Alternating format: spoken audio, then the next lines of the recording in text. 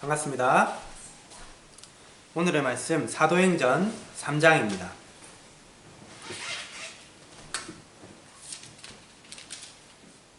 사도행전 3장 1절부터 26절까지 지난 시간에 오순절에 제자들이 모여서 기도하던 그 방에 성령이 임하시고 그리고 계속해서 교회가 확장되는 그러한 내용입니다.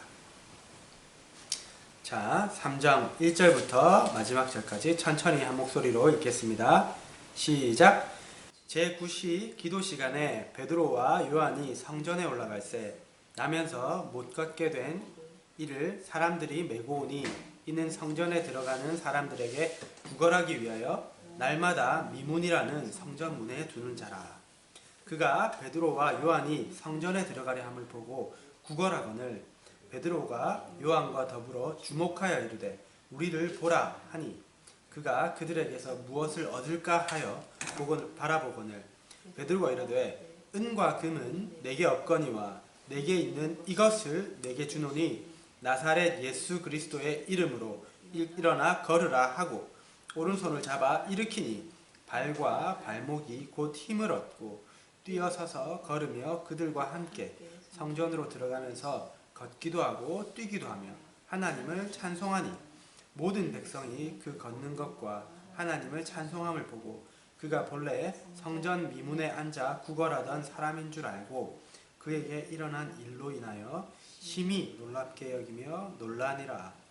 나은 사람이 베드로와 요한을 붙잡으니 모든 백성이 크게 놀라며 달려나아가 솔로몬의 행각이라 불리우는 행각에 모이거늘 베드로가 이것을 보고 백성에게 말하되 이스라엘 사람들아 이 일을 왜 놀랍게 여기느냐 우리 개인의 능력과 권능과 경건으로 이 사람을 걷게 한 것처럼 왜 우리를 주목하느냐 아브라함과 이삭과 야곱의 하나님 곧 우리 조상의 하나님이 그의 종 예수를 영화롭게 하셨느니라.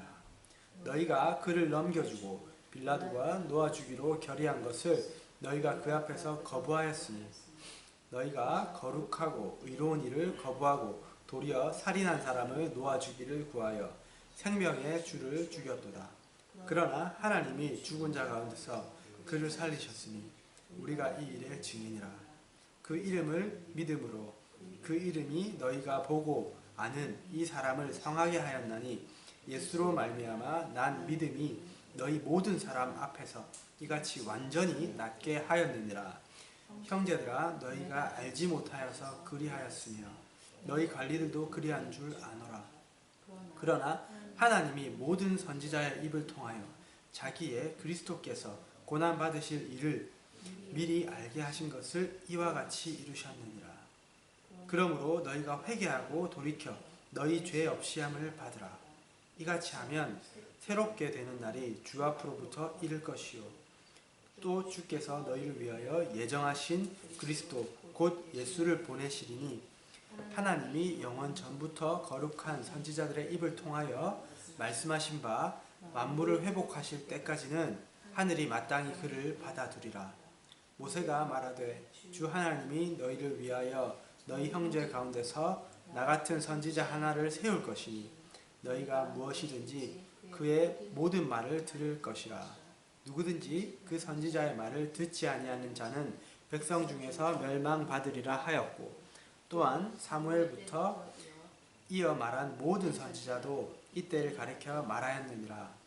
너희는 선지자들의 자손이요 또 하나님의 너희 조상과 더불어 세우신 언약의 자손이라. 아브라함에게 이르시기를 땅 위의 모든 족속이 너의 씨로 말미암아 복을 받으리라 하셨으니 하나님이 그 종을 세워 복 주시려고 너희에게 먼저 보내사 너희로 하여금 돌이켜 각각 그 악함을 버리게 하셨느니라. 자, 우리가 지난 시간에 사도행전 2장 말씀에서 오순절날 성령이 제자들에게 임하는 것을 보았습니다. 그리고 어떤 일이 일어났냐면 성령의 권능을 받아서 그들이 배우지 않았던 세계 각국의 언어들로 하나님을 찬양하기 시작했습니다. 그러니까 이 일을 보고 놀라는 많은 사람들이 있었는데 베드로는 담대히 서서 이 사람들에게 복음을 전했습니다. 그리고 그날 예수님을 믿게 된 자들이 3,000명이나 더해졌다, 이렇게 말씀하고 있습니다. 이렇게 최초의 교회가 세워지고 이 신자들은 날마다 함께 모여서 사도들의 가르침을 받고 교제하고 떡을 떼면서 함께 기도하고 가진 것을 서로 나누어 가졌습니다.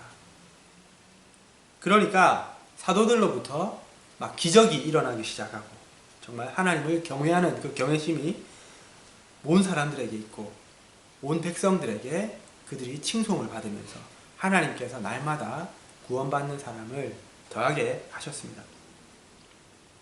이 일이 2000년 전에 오순절에 성령이 임하시면서 이렇게 시작된 것입니다.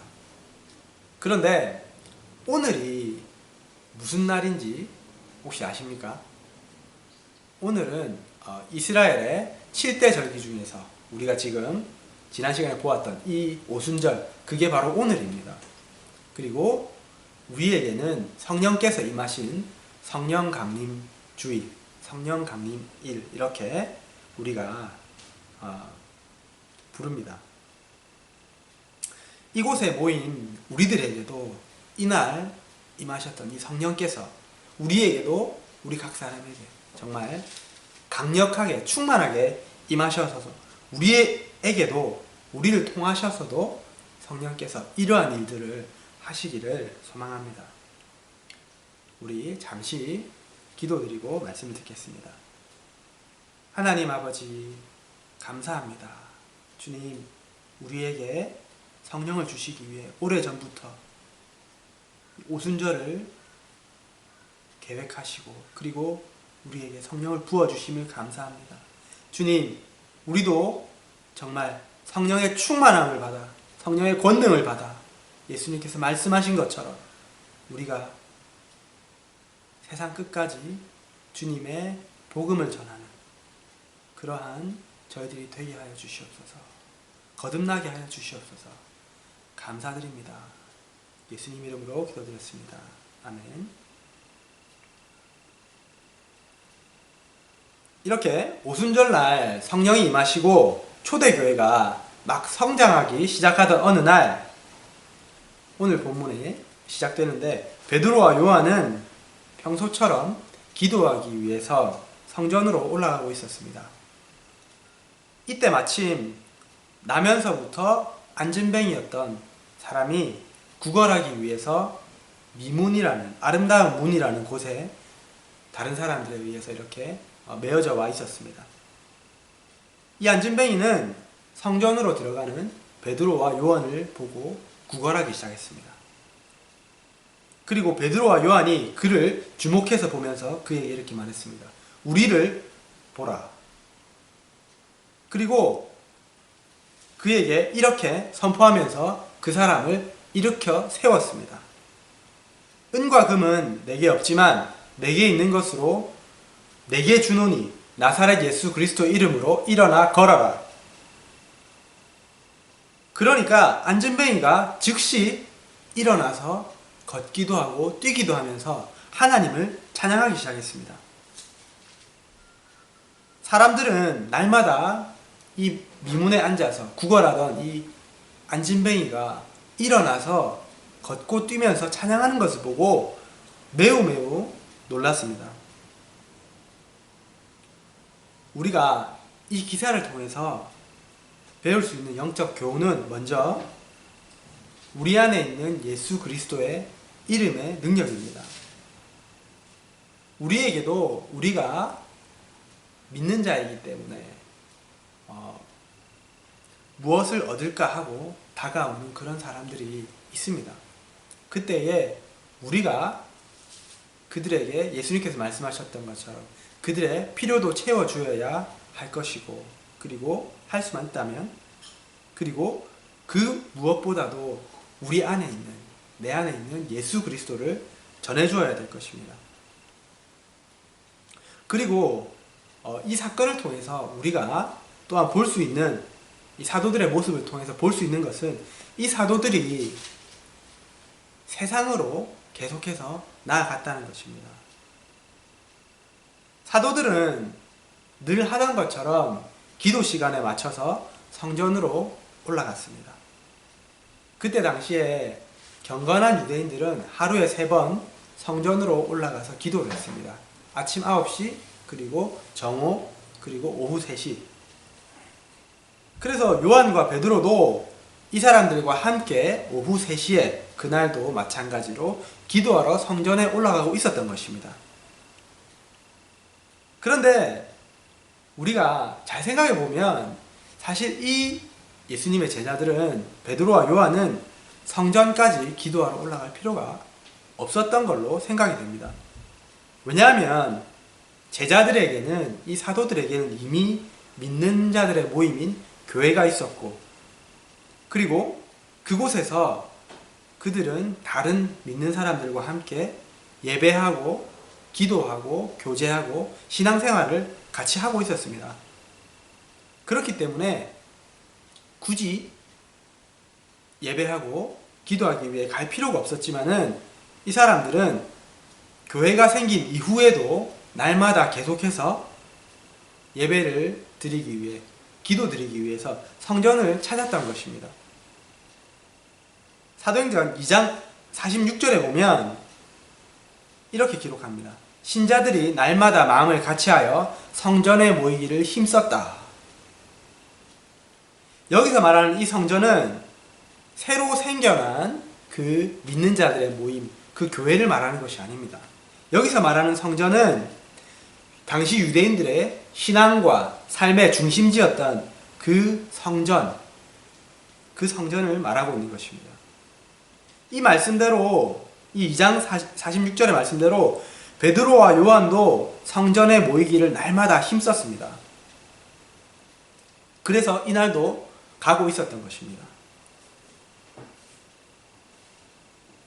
우리가 조금 전에 제가 이들이 굳이 성전에 갈 필요가 없었다고 말씀드렸는데, 또한 그들이 만약에 성전에 가면 이 사람들이 위험을 당할 그러한 소지가 있었습니다. 그리고 분쟁을 일으킬 소지가 있었습니다. 왜냐하면은 그 당시에 성전을 관리하고 다스리던 사람들이 누구냐면 대제사장부터 시작해서, 그리고 그 종교 지도자들, 이 모든 사람들이 예수님을 대적하고 핍박하고 못 박아 죽였던 그 장본인들이기 때문입니다. 그렇기 때문에 예수님의 제자인 이 사람들이 그곳에 간다면 위험해질 수 있었던 것입니다. 그렇지만 그럼에도 불구하고 이 제자들은, 초기의 신자들은 날마다 성전을 찾아서 함께 그 사람들과 함께 어울려 섞여서 예배드리고 기도했습니다. 왜 그렇게 했냐면, 먼저 이 사람들이 유대인들이었기 때문입니다.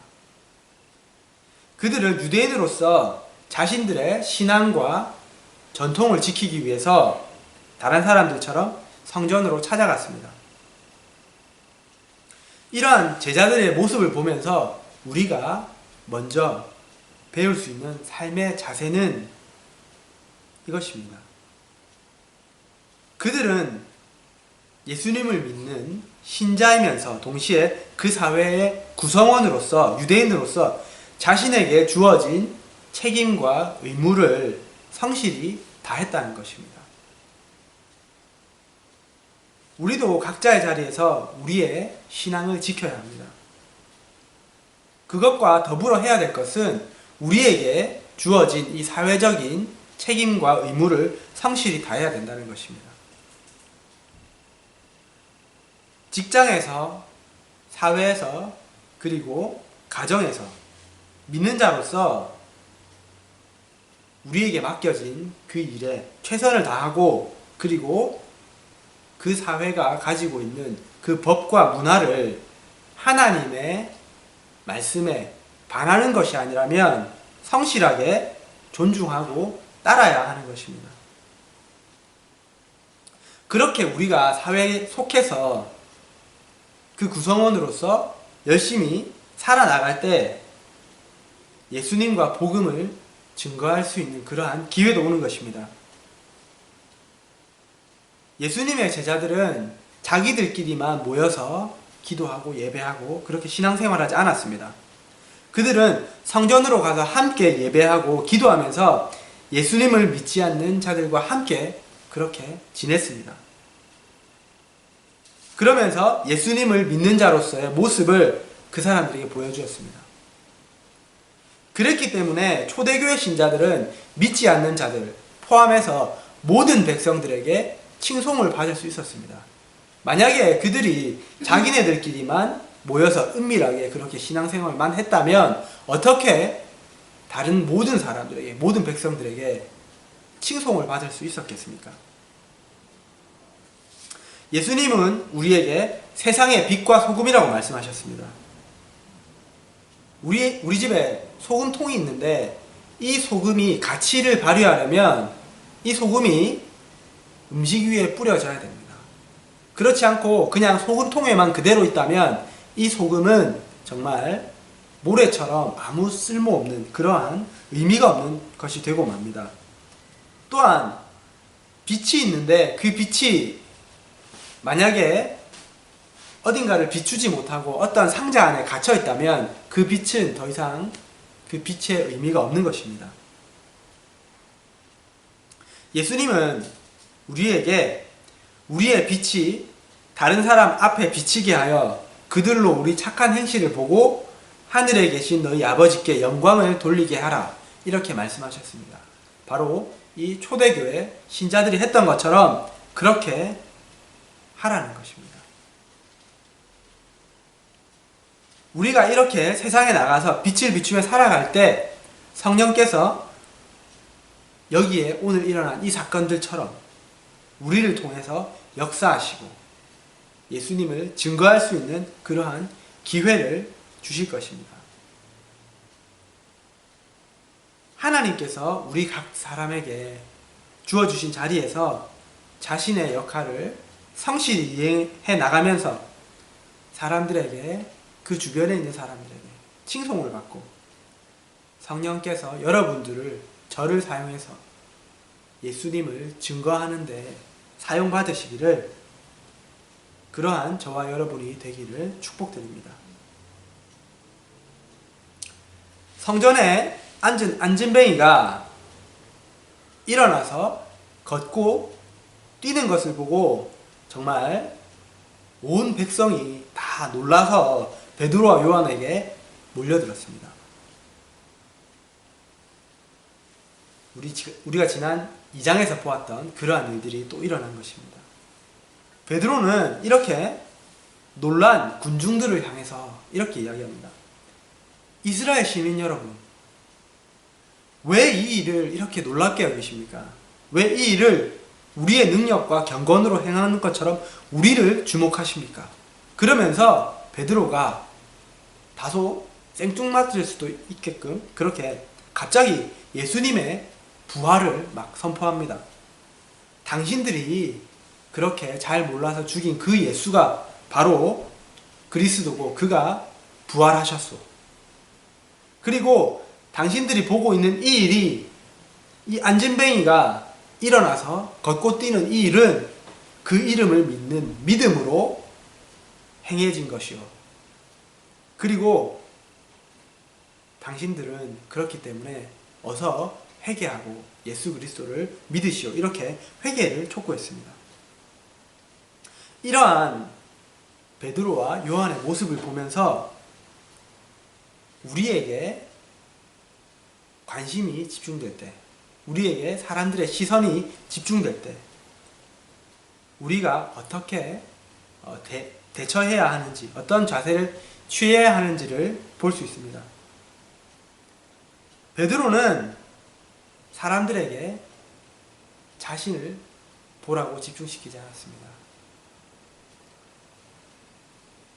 만약에 우리에게 일어난 일이 일어난다면, 정말 사람들이 우리를 막 지켜세우고 막 그런다면, 우리가 사도행전에 쭉 가면서 보겠지만 사도 바울이 그리스에서 전도했을 때 그곳 사람들이 와, 이 사람이 우리가 믿는 제우스 그 신이 우리에게 살아서 온 것이구나 하면서 막 그 사람을 예배하고 막 숭배를 합니다. 그때 그 사도 바울이 얘기합니다. 그때 사도 바울도 이와 똑같이 나는 아무것도 아닙니다. 여러분과 똑같은 사람입니다. 우리 예수 그리스도, 우리 하나님을 이분이 진짜 신이십니다. 이렇게 이야기하는 것입니다. 정말 우리는 참 내 자신을 높이기 쉽습니다. 내 자신이 그 모든 영광을 취하기 쉽습니다. 그러나 만약에 그러한 위험에 빠진다면 정말 많은 이단의 창시자들이 처음에는 좋은 신앙을 가진 사람이었다고 합니다. 그런데 그들을 통해서 성령께서 권능을 주시고 일하기 시작하시니까 그것을 자기에게 영광을 돌리기 시작해서 그렇게 점점 교만해져서 그렇게 되고 만 것입니다. 우리에게도 이러한 일들이 일어날 수 있습니다. 우리에게 이러한 일이 일어날 때 이러한 자세를 취해야 되는 것입니다. 세례 요한은 이러한 예를 정말 가장 잘 보여주는 사람이 아닌가, 성경의 인물이 아닌가 그렇게 생각됩니다. 세례 요한이 어느 날 갑자기 나타나서 정말 400년간의 그 침묵을 깨고 하나님의 선지자로서 나타나서 사람들에게 회개의 세례를 막 주기 시작하니까 이스라엘의 모든 관심이 세례 요한에게 집중되었습니다. 그때 세례 요한은 그 시선을, 자기에게 오는 시선을 예수님에게 다 돌렸습니다.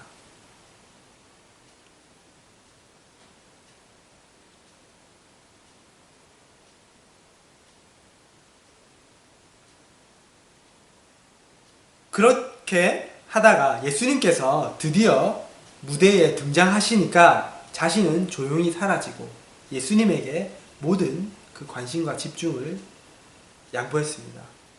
이러한 모습에 질투심을 느낀 세례 요한의 제자들이 이것에 대해서 세례 요한에게 막 얘기하니까 세례 요한이 이렇게 얘기합니다.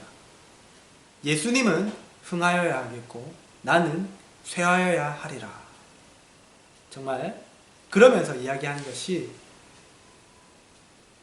결혼식에서 신랑의 친구, 즉 들러리는 정말 신부와 신랑의 그 만남을 그 두 사람이 이렇게 만나게 해주는 그것으로 만족한다.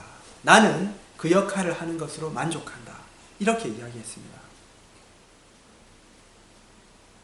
하나님께서 저와 여러분을 통해서 어떠한 일을 행하셔서 저에게, 여러분에게 어떠한 영광이, 어떠한 스포트라이트가 쏟아질 때 정말 이 세례 요한과 같이, 이 베드로와 같이 그 모든 관심을 나에게 쏟아지는 그 관심을 내가 받는 것이 아니라 예수님께 돌릴 수 있는 저와 여러분이 되시기를 축복드립니다. 몇 달 전에 중국에는 금종상 시상식이 있다고 합니다. 아마도 우리나라의 대종상 시상식과 같은 그런 아주 권위 있는 그러한 시상식인 것 같습니다. 이 중국에서 금종상 시상식에서 어떤 배우가 금종상을 받게 되었습니다. 그때 이 배우가 수상 소감에서 이렇게 이야기했습니다. 저뿐만 아니라 여기 있는 모든 배우가 굉장히 훌륭합니다. 그렇지만은 하나님께서 단지 저를 선택하셨을 뿐입니다. 그분이 하나님이 어떤 의도가 있으셔서 무언가를 말하게 하시려고 저를 이곳에 세우신 것 같습니다. 저는 크리스찬입니다. 그렇기 때문에 저는 저와 하나님의 방식으로 이 소감을 말씀드리기 원합니다. 그분은 우리 이 공동체를 여기에 모이게 하셨습니다. 그리고 아직도 많은 공동체가 밖에서 모진 고통에 처해 있습니다. 저는 성경에 있는 주기도문으로 이 땅에 있는 모든 자들을 위해서 기도하기 원합니다. 왜냐하면 하나님께서 그것을 저에게 시키시기 때문입니다. 괜찮겠습니까? 이렇게 청중들에게 이야기하고 주기도문으로 거기에 있는 사람들을, 그리고 그 방송을 지켜보는 모든 사람들을 축복하기 시작했습니다. 정말 힘있게 주기도문으로 그들을 축복하고 아멘이라고 외치고 그 무대를 내려갔습니다. 이 일은 공산국가인 중국에서 14억 그 중국 인구가 지켜보는 가운데 생방송으로 일어난 일입니다.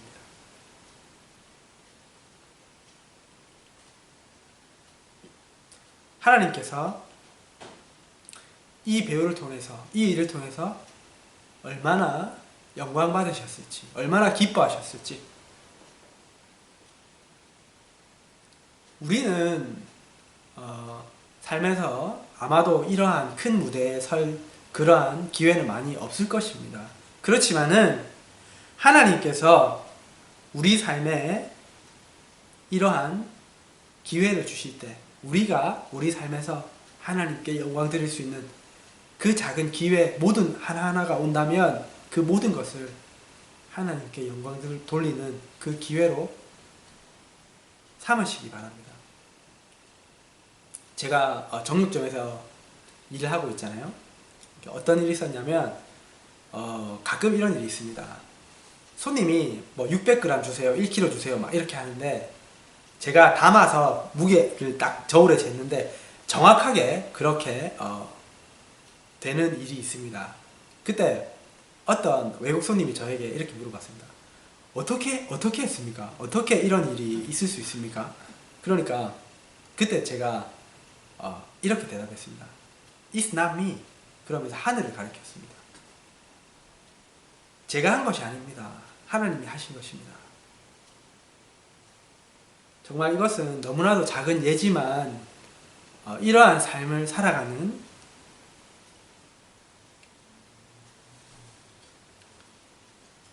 우리가 되었으면 좋겠습니다.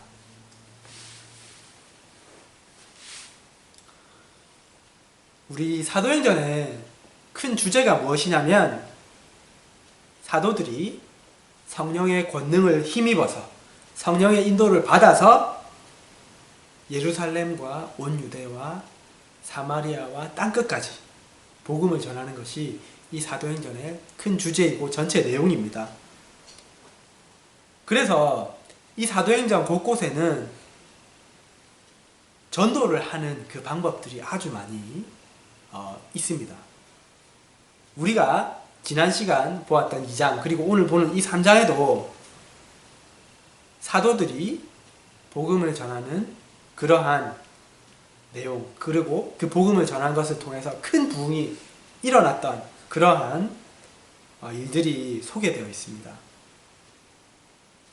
이 패턴은 여러분들도 아마 2장과 3장을 읽으면서 충분히 보셨겠지만, 짐작하시겠지만은 이 패턴이 정확하게 일치합니다. 2장과 3장의 이 패턴이. 먼저 성령의 권능을 받은 그 사도들로부터 어떠한 이적이 일어납니다. 사도행전 2장에는 그들이 배우지 않은 다른 말을 말하는 거죠. 그리고 오늘 3장에서는 이 안진뱅이를 일으키는 겁니다. 이 기적을 통해서 사람들의 관심이 쏟아집니다.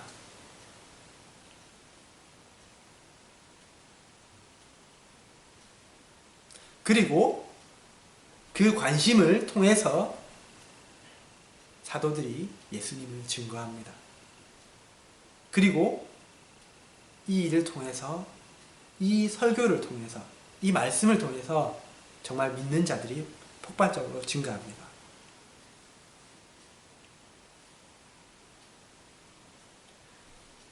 사도행전 2장에서는 믿는 자들의 수가 3,000이 더해졌다 이렇게 얘기하고, 오늘 본문에 이 일을 통해서 이 안진뱅이가 일어나는 사건, 그리고 베드로가 그 일을 설명하면서 예수님을 증거했을 때 우리가 다음 시간에 할 4장 4절에 보면 이 일을 통해서 믿는 자의 수가 남자만 5,000이나 더해졌다 이렇게 이야기하고 있습니다.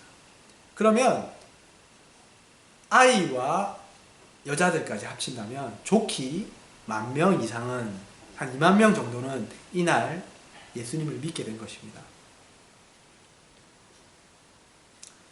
이 복음 전파의 모든 과정은 성령께서 주도하시고 이끄십니다. 어떤 주석가가 이러한 재미있는 생각을 했습니다.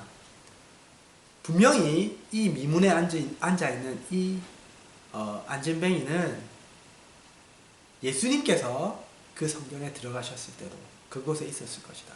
예수님은 그 사람을 보았을 것이고 지나치셨을 것이다. 그런데 성령께서 이날, 이때, 이 타이밍에 정확하게 이 사도들을 만나게 하셔서 베드로를 통해서 그를 일으키신 겁니다. 정말 이것처럼 성령께서 이 모든 과정을 다 주도하십니다. 예수님께서도 오늘 우리가 보았던 이 방법대로 정말 많이 전도하셨던 것을 봅니다. 예수님이 주로 행하셨던 사역이 뭡니까? 예수님은 항상 복음을 전하면서 그와 함께 귀신을 쫓으시고 병자들을 일으키시고 죽은 자를 살리시고 이런 식으로 항상 복음을 전하시고 전도하셨습니다. 예수님께서 사마리아에 가셔서 전도하실 때도 이 방법을 사용하셨습니다. 우물가에서 앉아서 어떤 여인이 오기를 기다리고 그리고 그 여인이 와서 그 여인에게 물을 달라고 합니다. 그러면서 그 여인의 과거사를 쭉 다 이야기합니다. 그러니까 이 여자가 놀라죠. 그러면서 마을 사람들을 다 데리고 옵니다. 그래서 그 일을 통해서 복음이 전파되고 예수님께서 복음을 전하시고 예수님을 믿는 자들이 아주 많이 생겼습니다.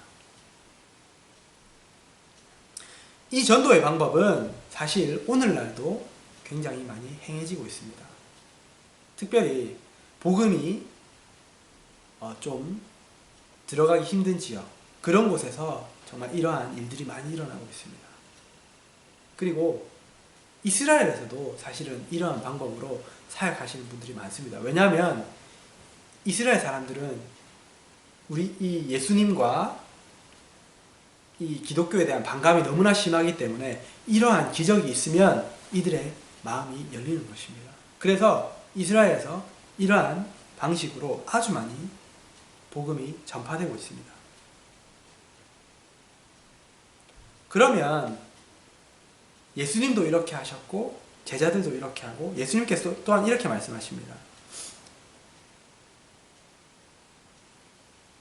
마가복음 마지막 장 마지막 구절 16장 20절입니다. 제자들이 두루 나가 전파할세 주께서 함께 하사 그 따르는 표적으로 말미암아 확실히 증언하시니라. 예수님께서 또 이렇게 그 앞구절에 이렇게 말씀하십니다. 승천하시기 직전에 믿는 자들에게는 이런 표적이 따르니니 곧 그들이 내 이름으로 귀신을 쫓아내며 새 방언을 말하며 뱀을 집어 올리며 무슨 독을 마실지라도 해를 받지 아니하며 병든 사람에게 손을 얹은즉 나으리라 하시더라. 사실 이렇게 복음을 증거하는 것은 오늘날 많은 분쟁이 있습니다. 믿는 자들 사이에서도. 이러한 일은 더 이상 일어나지 않는다. 그렇게 하고 이러한 것에만 너무 초점을 두어서는 안 된다. 이런 것을 능력, 파워 이벤저리즘, 그러니까 한국말로 하면 능력 전도라고 하거든요. 이런 것에 너무 치우쳐서 안 된다. 물론 그렇습니다. 제가 말씀드리고자 하는 것은 이것은 예수님께서 사용하셨고 초대교회의 제자들이 사용했고 지금도 사용하고 있는 성령께서 전도하시는 한 방법이라는 것입니다. 우리가 이 사도행전을 쭉 공부해 나가면서 이 전도의 방법들을 배울 텐데 그 중에 한 가지인 것입니다. 그러면 성령께서 우리를 통해서 이 일을 하실 수 있을까요? 없을까요? 저는 충분히 하실 수 있다고 믿습니다. 우리에게 이 믿음이 있다면. 베드로가 오늘 본문 3장 16절에 청중들에게 이 일이 일어나게 된 이유를 이렇게 일어날 수 있었던 이유에 대해서 이렇게 설명합니다. 그 이름을 믿음으로 그 이름이 너희가 보고 아는 이 사람을 성하게 하였나니 예수로 말미암아 난 믿음이 너희 모든 사람 앞에서 이같이 완전하게 낫게 하였느니라. 그 이름을 믿음으로 예수 그리스도의 이름을 믿음으로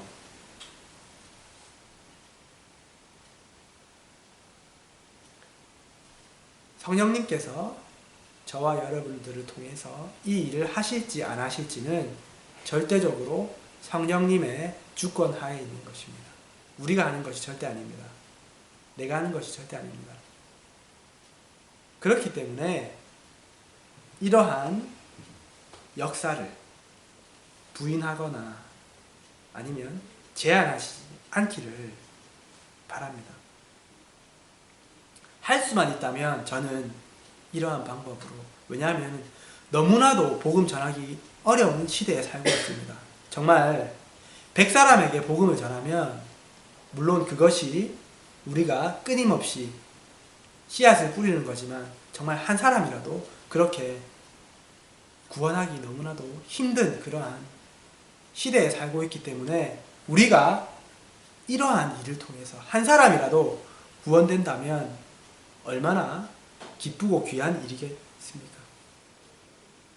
정말 우리에게도 이러한 믿음이 있고 성령의 권능이 임해져서 성령께서 우리를 사용하시고자 하실 때 정말 성령께서 그 기회를 보실 때 우리가 그것을 놓치지 않는, 그리고 그 일을 통해서 내가 아니라 예수님께 모든 초점을 드리고 그 사람에게 나를 소개하는 것이 아니라 예수님을 소개해드리는 저와 여러분이 되시기를 축복드립니다. 우리 기도드림으로 말씀을 맺겠습니다. 먼저 우리가 이 사도들의 자세를 통해 보았던 것은 우리가 세상에 나가서 열심히 그 사람들과 함께 어울려서 거기에 속해서 내 역할을 충실히 감당해 나가고 그들의 법과 문화를 존중할 때에 예수님께서 우리를 통하여 드러나시고 우리가 그들을 통하여 칭송을 받고 그들을 전도하게 되는 그러한 일들이 일어날 것입니다. 우리가 그렇게 할 수 있는 자들이 되게 하소서. 정말 세상에 나가는 빛과 소금이 되게 하소서.